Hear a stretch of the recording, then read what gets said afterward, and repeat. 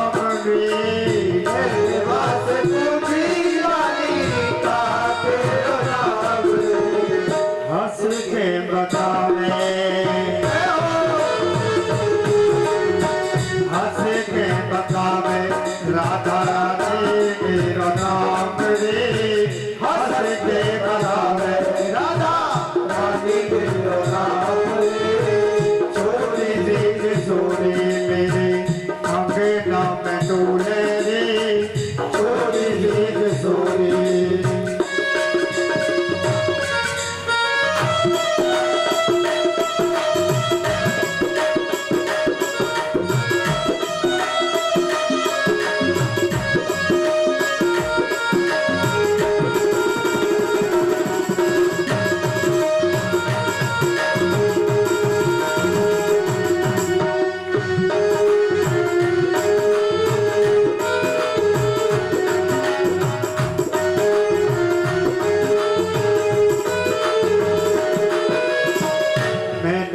से पूछी रानी कौन तेरा भरतार रे से पूछी रानी कौन तेरा भरतार रे मैंने से पूछी रानी कौन भरतार रे से पूछी रानी कौन भरतार रे शर्मा के बतावे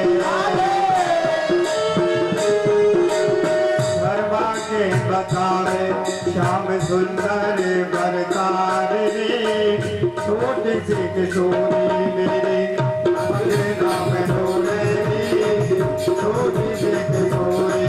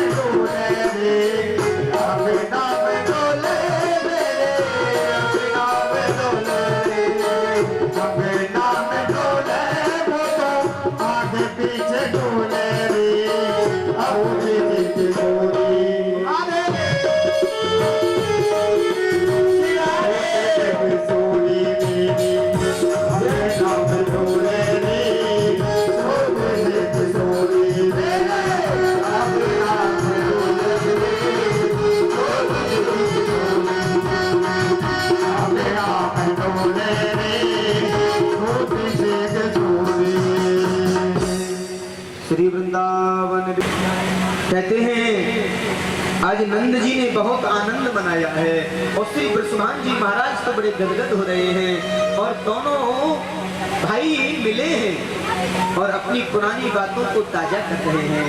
बृषभान भैया हमारी आपकी संकल्प सिद्धि श्री नारायण ने पूरी कर दी है बृषभान, और कैसा संयोग है बृषभान।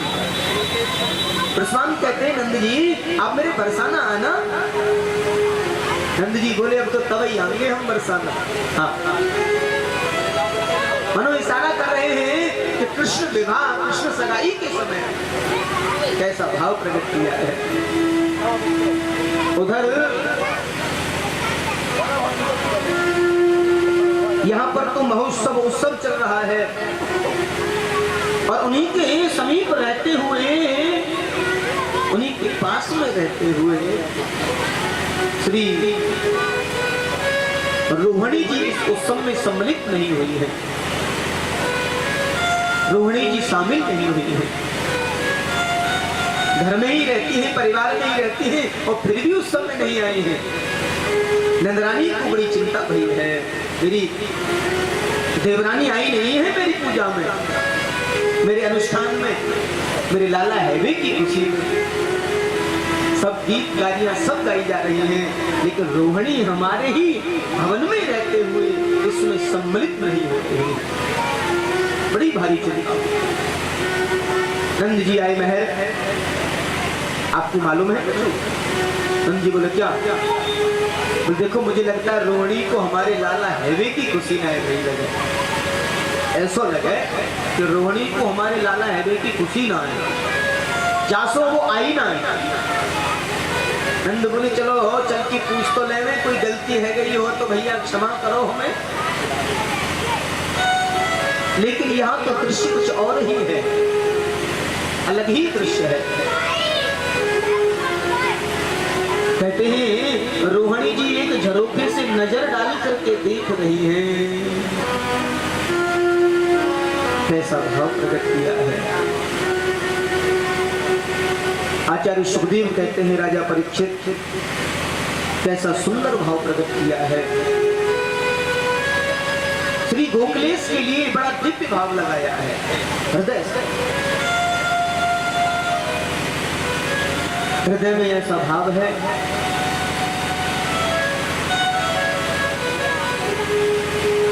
आज रोहिणी जी एक झरोखे से नजर डाल करके देख रही हैं और आंखों से झरझर आंसू निकल रहे हैं, आंसू झर रहे हैं आंखों से।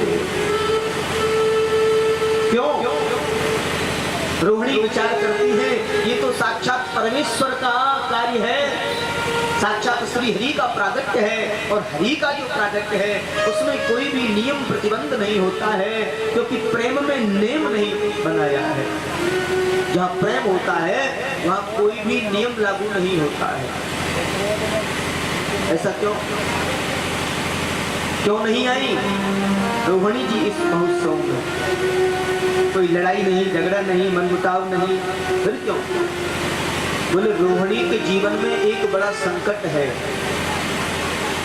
उनके पतिदेव उस समय जेल खाने में बंद हैं, कारागृह में बंद हैं, और हमारे शास्त्र कहते हैं पति के जीवन में कोई संकट हो, पति जेल खाने में बंद हो, किसी बीमारी से ग्रसित हो, पति घर से बाहर गए हो दूर, ऐसे समय में नारी को अकेला किसी कार्य में नहीं जाना चाहिए, ज्यादा घूमने फिरने का मन नहीं बनाना चाहिए।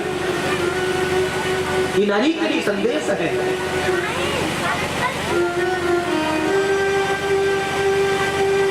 किसी समारोह आदि में सम्मिलित नहीं होना चाहिए, ये मर्यादा का प्रतीक है।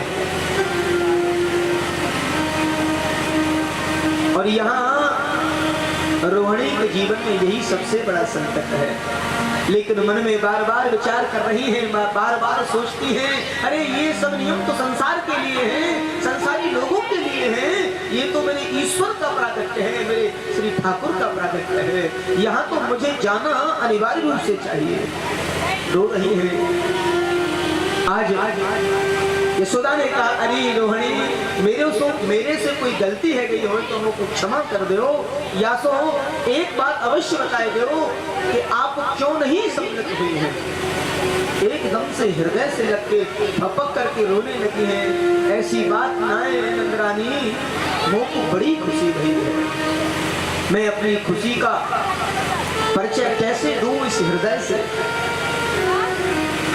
कैसे दूं रोहिणी।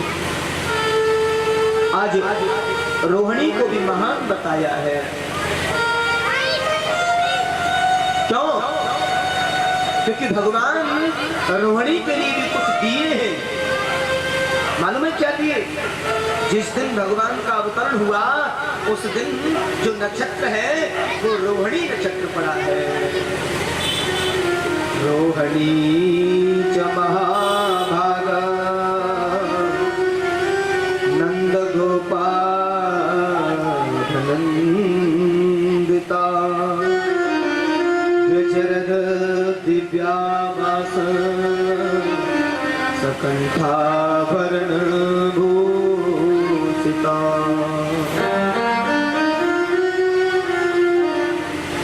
आज रोहिणी जी तो महान मन वाली है, बोले ये तो सब संसार के नियम है और श्री हरि के प्रागट्य के इस उत्सव में मुझे शामिल होना है। और आई हैं और श्री बलराम जी 1 वर्ष के हो गए थे, पूरे आंगन में घूम रहे हैं और श्री नंदलाल के पालने के पकड़ करके खड़ी हुए हैं और निहारा है श्री नंदलाल को, नंदलाल को निहार रहे हैं। एक बार प्रेम से बोलिए राधे राधे।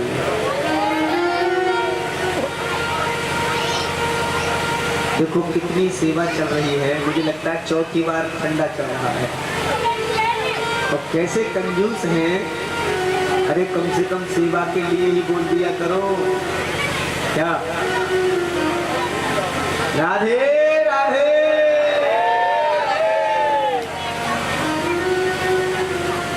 ऐसी सेवा हमारी हो तो दिन भर ऐसे ही बोले।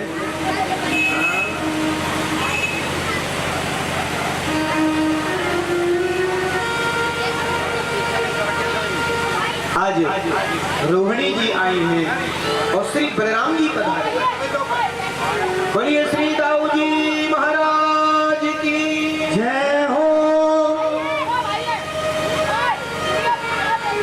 श्री बलराम जी निहार रहे हैं पल्ले में भगवान श्री बालकृष्ण को और बलराम जी देखते हैं बार बार, लाला अब की बार मैं बड़ा बन के आया हूँ, तुम छोटे बन के आए हो, अब देखूंगा मुझे सेवा से कौन रोकेगा।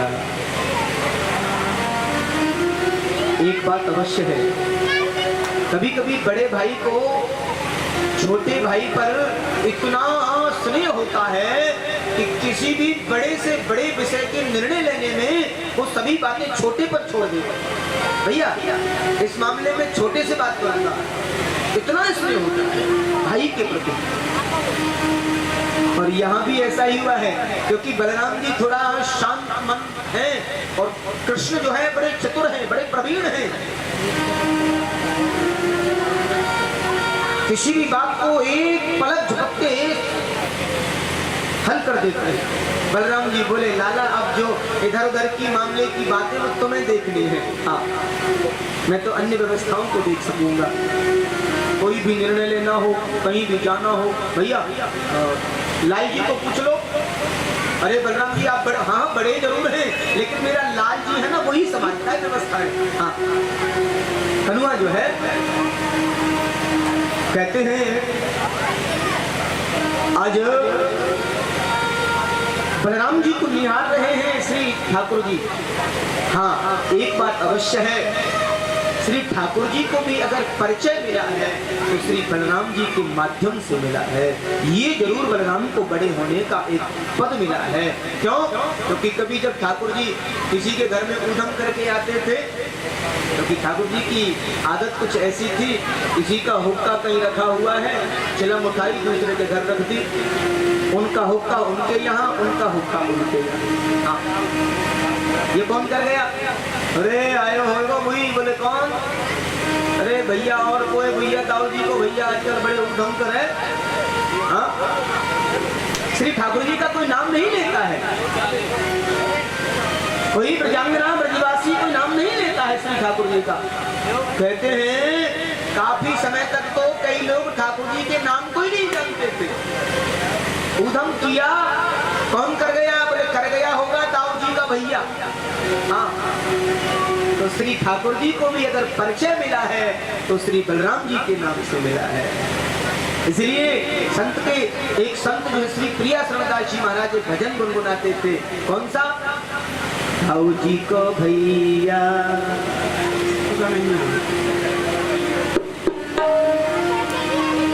दाऊ जी को भैया कृष्ण कन्हैया,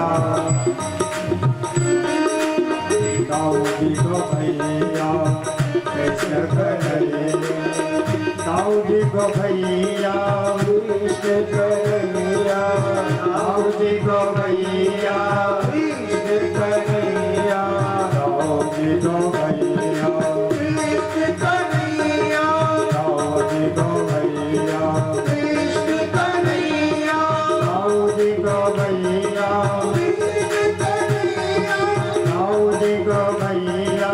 कृष्ण कन्हैया, दाऊ जी को भैया कृष्ण कन्हैया, दाऊ जी को भैया कृष्ण कन्हैया, दाऊ जी को भैया कृष्ण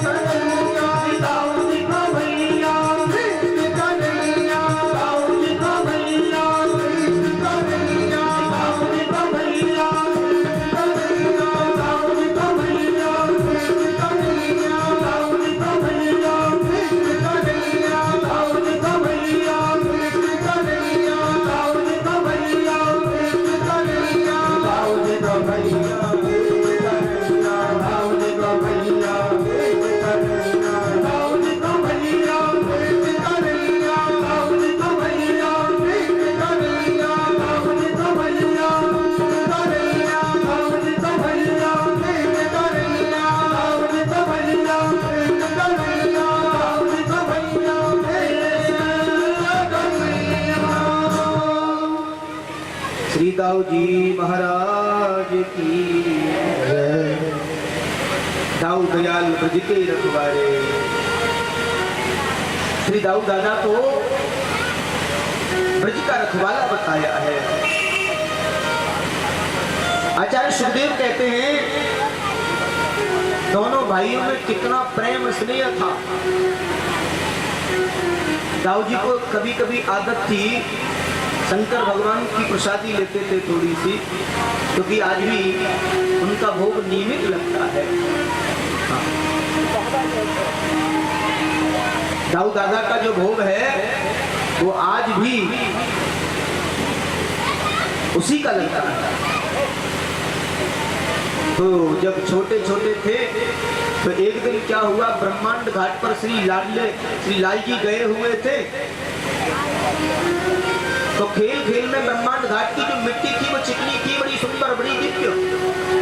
कन्हैया जी का मन एकदम से ललचा गया, इसमें से एक टुकड़ा चाट के देख लूं कैसी लगे। हाँ? और बाल्यावस्था में बच्चे मिट्टी कभी कभी चाट जाते हैं। तो लाल जी एक मिट्टी का ऐसे ढेला लिया और उधर बलराम जी देख रहे थे छाया में बैठे बैठे। हाँ है माटी खा रहे हो? कन्हैया जी ने सोई छुपा लिया और छुपा के धीरे से गपक से मुंह में रख लिया। बलराम जी बोले आज तुझे मैया से मार लगवाऊंगा, तूने माटी खाई है। और खा पी के ब्रजरज का स्वाद चखना था, वो चख लिया। बलराम जी ने देख लिया। अब देखो चोरी भी और सीना जोरी भी। कैसे? कन्हैया बोले तुमने देखो मैंने खाई? बोले मैंने ढेला उठा तो भयो देखो। बोले खा तो देखो। बलराम जी बोले जी भी कोई बात भाई? अरे मैंने ढेला उठा तो देखो है। बोले खा तो देखो। आ खाई? बलराम जी बोले पेट में चली गई, अब कहाँ दिखेगी? अच्छा तो कन्हैया जी बोले अपनी नायक है। बलराम जी बोले क्या? जे जे बड़े गोला मारो, मैं भी कहूंगा जाके मैया जी भांग खावे तो नायक हो तो बलराम जी चुप। हाँ अब देखो सामने उदम करो है और बलराम जी की हिम्मत ना है कहने बताएगी कि ब्रजवासी बोले भैया तुम नहीं कहोगे हम कहेंगे। हाँ बलराम जी बोले भैया चुप ही रहना, ये मेरी और कह देगो। हाँ तो बलराम जी शिकायत करने से भी डरते थे, क्योंकि कृष्ण ही इतने प्रवीण थे, ही इतने चतुर जो है। लेकिन एक दिन बलराम जी ने माँ को इशारा कर दिया था, माँ ये आजकल बहुत उद्यम करने लगा है और माँ मुझे लगता है इसने माटी खाई है। तो मैया ने परीक्षण के लिए मुंह फड़वाया था, शायद कथा आप सबने सुनी है। यहाँ ब्रह्मांड दर्शन किया है, विराट दर्शन किया है और मैया तो अचेत जैसी हो गई थी। श्री ठाकुर जी ने इस लीला को समाप्त कर दिया है। ऐसा आनंद ब्रज रसिकों को मिल रहा है। लाला ने माटी खाई, यशोदा सुन माई। लाला ने ब्रज रज खाई, यशोदा सुन माई। लाला ने माटी खाई, यशोदा सुन माई। माटी खाई, यशोदा सुन माई। लाला ने ब्रज रज खाई, यशोदा सुन माई। लाला ने माटी खाई, यशोदा सुन माई।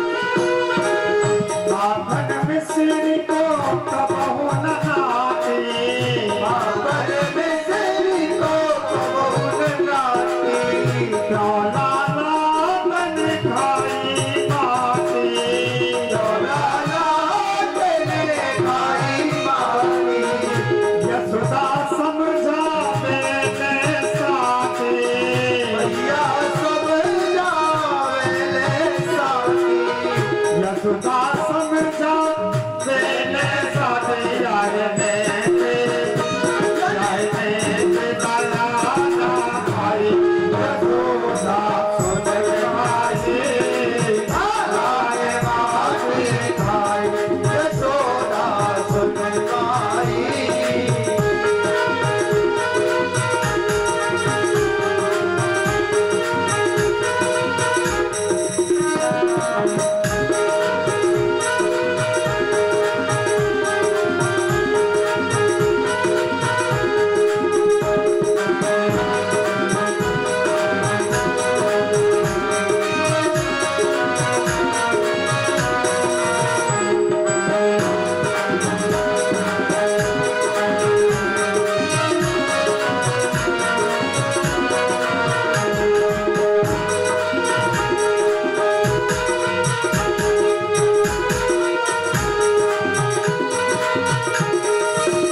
मुख के बाई उंगली मैली मुख के बाई उंगली मैली निकल पड़ी माटी की देली निकल पड़ी माटी की डेली मुख के बाई उंगली मैली निकल पड़ी माटी की देली निकल पड़ी माटी की डेली हीर भाई बालन की देली रे भाई बालन की डेली यहाँ देखे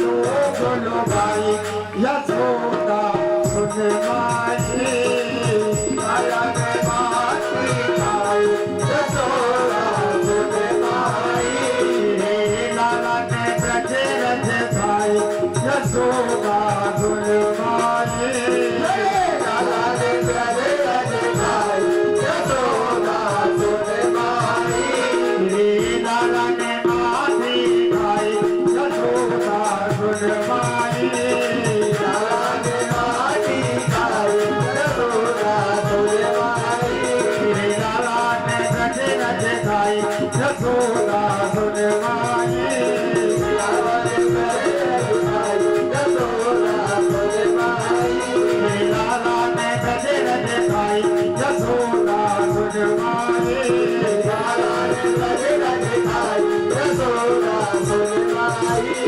लाला ने माटी खाई यशोदा सुन माई वो नंद के